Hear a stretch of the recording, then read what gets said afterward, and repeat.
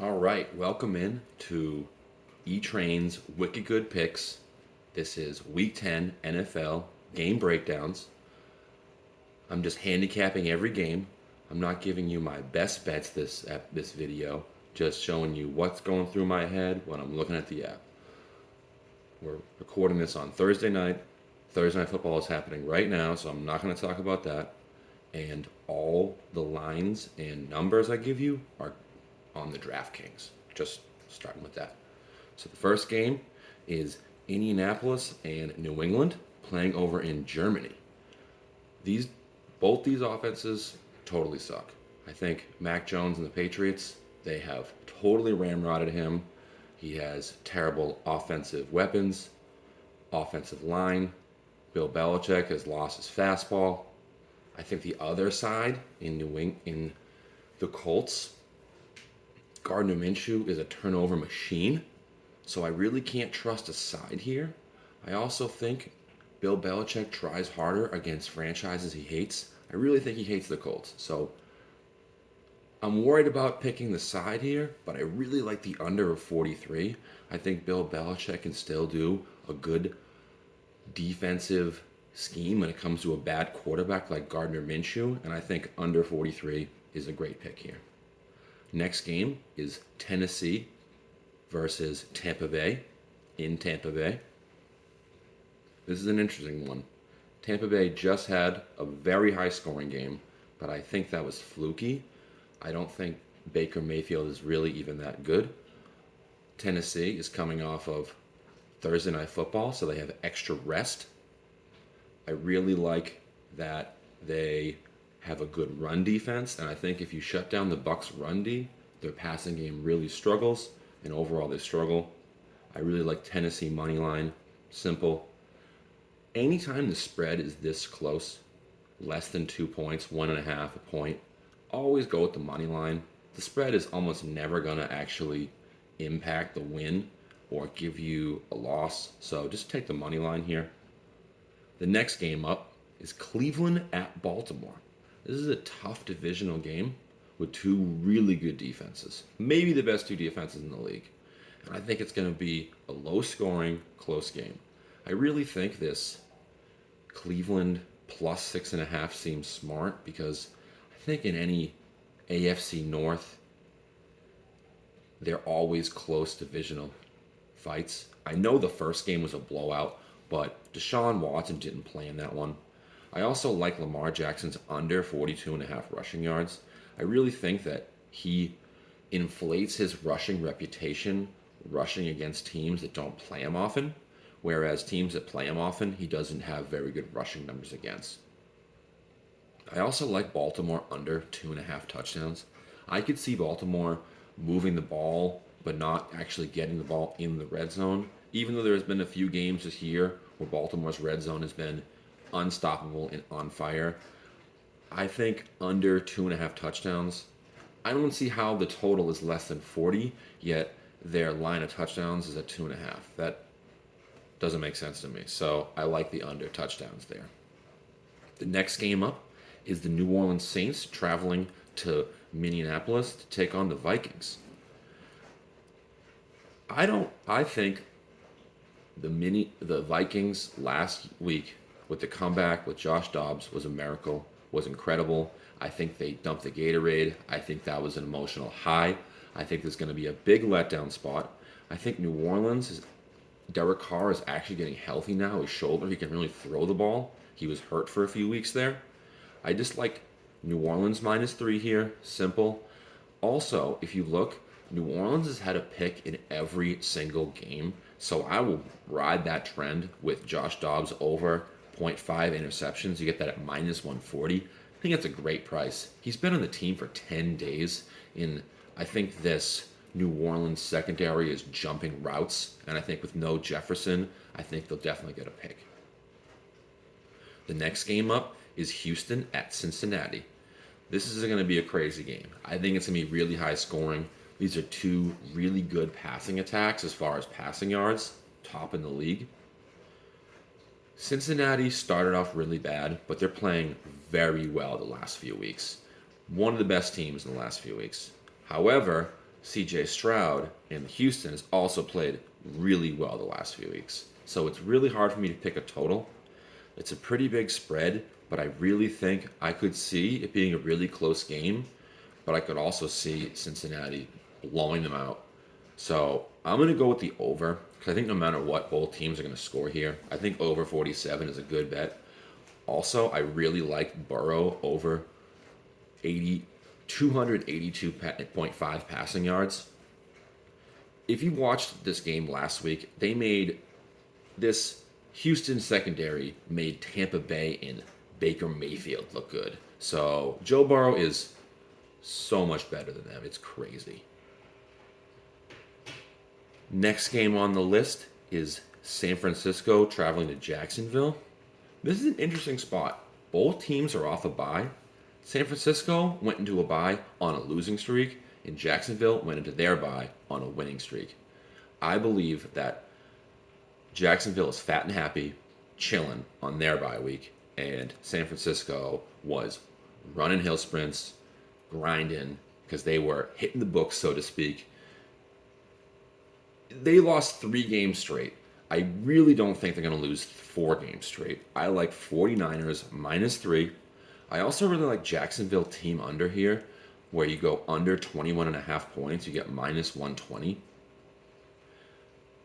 Throughout the highs and lows of San Francisco, it's been their offense, not their defense. Their defense has showed up and played every single week. I think Jacksonville hasn't played the defense as good as the 49ers. Next game up is Green Bay at Pittsburgh. Gross. This is a gross game. I like the under at 39 because both teams can't score. I know that's a dumb handicap, but really, Green Bay only scored 20 points against a legit non-NFL quarterback last week that continuously turned the ball over. And Pittsburgh is a statistical anomaly where somehow Pittsburgh has been outgained in every single game this year, and they're 5-3. So that's unbelievable. That tells you they're good coaching, good red zone, and very good in the turnover margin. So I can't pick a side here because neither team is good enough in my eyes to win. If Kenny Pickett sucked and Green Bay ended up winning on defensive touchdowns, wouldn't shock me. And if Jordan Love sucked and Pittsburgh won, it wouldn't shock me. So I'm going to go under 39 because 2 crappy quarterbacks and 2 pretty decent defenses, I think. I also like Pittsburgh to win the first half. You get -2.5, which I think is a little... I could see them winning the first half by a field goal. The next up. First, that's the end of the 1 o'clock games. I want to thank everyone for watching. Please like and subscribe. It's a brand new channel. What we make up for in lack of production value, we have football knowledge. So please stick to it. Love you. Thank you so much for making it this far into the video. Now we're on to the 4 o'clock games. We've got Atlanta traveling to Arizona. So, we think Kyler Murray's going to play. All reports say to him play, and thank God. Because last week they had something named Clayton Tune play quarterback, and holy shit. They had almost as many sack yards and penalty yards as they had total yards. So they went backwards as much as they went forward. It was a nightmare. I would rather change a shitty diaper than watch that game. But if Kyler Murray plays, it's all of a sudden a workable offense. But you'll say, wait, E-Train, Kyler Murray hasn't played in over a year. How is he going to all of a sudden get right back on the horse and play? Did you watch Atlanta last week? They let Josh Dobbs, they blew a lead multiple times to Josh Dobbs. Josh Dobbs was on his 5th day on the team. I don't think he even knew the guys' names. He was like, hey, you, go deep. Hey, you, go short. And somehow they won? That's crazy. That's disgraceful for the Atlanta defense. I had money in Atlanta last week. As you can tell, I'm a little salty about the loss. So Atlanta is not... I can't side with Atlanta, even though I think Arizona is actually trying to lose more games than win. So I like the over, because I think both defenses are dog shit. I think 42.5 is a gift. The next game up on the 4 o'clock slate is the Detroit Lions traveling to the LA Chargers. This is a funny one because the Chargers played on Monday Night Football and Detroit had a bye. So one team has like 14 days and one team has 6 days. And Detroit is a better coach. I think the Chargers coach, Brandon Staley, could fuck up a wet dream. He's awful. Like, if the Chargers roster wasn't so loaded that just willed him to wins, we would realize how bad Brandon Staley really, really is. So it's a very, very public play, but I like Detroit -3. If you look down, almost 90% of the tickets are on Detroit, which kind of terrifies me. I hate making such a public square play, but I kind of can't see the Chargers side of this. It's going to be a ton of Detroit fans trying to beat the freezing cold, going to LA. It's a beautiful time of year to do that. I don't see it. I also like the under in 48.5 because I really think that both these defenses are very underrated. I think the Chargers of old had a couple, I think it's 4 games in a row under this total. So I like the under, and I also like Detroit -3. The next game up is the Washington Commanders traveling to the Seattle to play the Seahawks. I think it's a really tough road spot where the Commanders just played on the East Coast versus the Patriots, and they had to fly back home, practice, then fly to Seattle. It's a lot of miles. It's a lot. It's a lot in 1 week. I also think Seattle just got butt fucked by the Ravens, like just an absolute ass whooping, and I think they're going to bounce back. I think Pete Carroll will get that team coached up, and I think they will. I think the difference in they played the Browns, they played the Ravens, and they play now the Commanders. I think the step down in defense there is huge. They played the 2 best defenses in the league, and Geno Smith looked like he was playing the 2 best defenses in the league.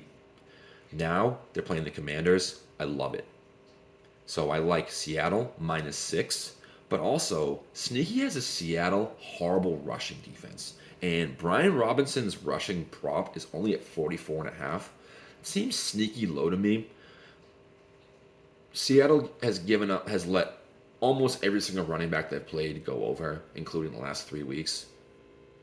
So I like Brian Robinson over 44.5 rushing yards. The last of the 4 o'clock games, we've got the New York Giants going to Dallas to play the Cowboys. Woof. This is a crazy spread. This game is really hard to pick because it's 16.5, 17. It might even be higher from the time you actually watch this video because I don't see anyone betting the Giants. But I'm not anybody. I think 17.5 in a division game is crazy. The problem is the Giants are starting their 3rd string quarterback, some guy named Matt DeVito. No relation to Danny, sadly. He's a New Jersey native playing, so it's kind of like Mark Wahlberg in Invincible, but this isn't a movie, and I think Dallas's defense is going to actually eat him. Like, he's going to die. The Giants front can't block. We saw this in the first game. Dallas beat the Giants 40-0 on opening night. It was really hard to watch, and that was with their 1st string quarterback. Now the Giants are on their 3rd string quarterback. However, the last time the Dallas Cowboys were favored by this many points, they were against the Cardinals. And guess what? They lost outright. So Dallas will shockingly shit their pants once in a while. It's guaranteed to happen. So I hate the side here, but I like the Giants team under 10.5. I know it sounds hilarious to bet under 10.5 in a pro football game. It's like, what? But I do not see Matt DeVito, or whoever the hell his name is, moving the ball against this Giants defense. Against the Dallas defense. It just doesn't happen. I also think Dallas has a bet. I saw that Dallas wins both halves, and that's -180. That seems really good. They might not win by 17. They might only win 17-3, but they'll probably win both halves because the Giants won't be able to score any points. Now we're on to the primetime Sunday night football. We have got a. What were they thinking having this at Sunday Night Football? I mean, really. We've got the Jets versus the Las Vegas Raiders. Gross. This is a classic buy low, sell high move. The Jets, everyone saw them play like shit on Monday Night Football. I really think they're going to bounce back and play better. Everyone saw the Vegas Raiders play so good with their new coach. They were smoking cigars. They were having a good time. They were literally dancing on Josh McDaniels' grave, which is pretty hilarious, I think. But anyway, I think there's an emotional letdown, and I think reality sets in. We're going to see that Antonio Pierce isn't actually that good of a coach. He was just riding an emotional wave. So I like the Jets money line, once again, because with the spread this small, just take the money line always. Don't mess around with the spread. It might screw you up. Next, last, and final game is the Denver Broncos traveling to the Buffalo to play the Bills. This is a funny one because Denver's perception is wrong because they lost 70-20 to the Dolphins, and everyone is like, "Oh, they gave up 70 points. They fucking suck." But if you look, the last 4 games, they've actually played really well, and it's because of their defense. 2 of those games were against the Kansas City Chiefs, which I know is strange because they seem to have Pat Mahomes' number because they almost beat him twice. But their defense is playing good, and Buffalo is playing awful. If you just watch the last 3 weeks of Denver versus the last 3 weeks of Buffalo, you would think Denver's a better team, and they're getting 7.5. I like the 7.5. I think Russell Wilson is totally washed, but I really think Josh Allen, something's wrong. I think teams can take away Diggs, and he doesn't know what to do, and he just kind of floats the ball up, and it ends up being interceptions. He's had an interception in, I think, 5 or 6 straight games. It's not good. So I like Denver plus 7.5. I also like the Buffalo Bills under 27.5. I think the total is just way too high. I just think that this Buffalo defense is better than people perceive, and I really think that, the Denver defense is better, and I don't think Buffalo's offense will score more than 20.5 points. That concludes this episode. Thank you so much for watching. This is E-Train's Wicked Good Picks. Signing off.